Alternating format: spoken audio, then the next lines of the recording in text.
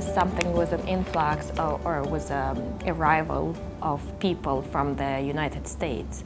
recently and claiming asylum, right, walking through unregulated border crossing points. That is something I have been thinking about, and there is a work in progress in terms of what can be learned, or what lessons can be learned, how European Union specifically dealt with inflows and irregular inflows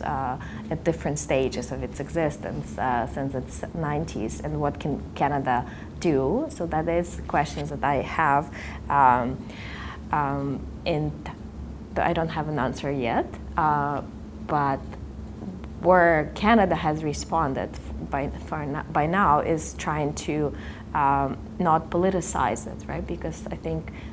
the politicization could lead to such responses which would not necessarily fit into the overall Canadian approach to immigration and how it is part of our nation-making narrative and part of the historical narrative of what Canada is. So the approach of dealing with groups specifically on the basis of their needs and the categories that they write, because thus far there have been specific groups which were targeted by the Trump administration in non-renewing their legal statuses that have arrived. And so from the perspective of the border, we should not build walls, right? We should manage it from the state capacity perspective, I think, and that's where because irregular flows do not subside.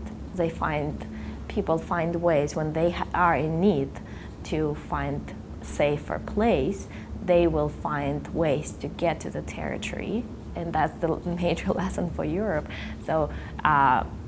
paying attention to why people come and how to respond to that is the way to go to have a balanced approach, because like in case of European Union, the dynamic of labor need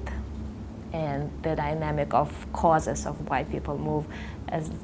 less emphasized rather than the need to control, right? And so I think in this case, the lesson is it's not the control that presents a balanced response when you deal with arrival of people in irregular status.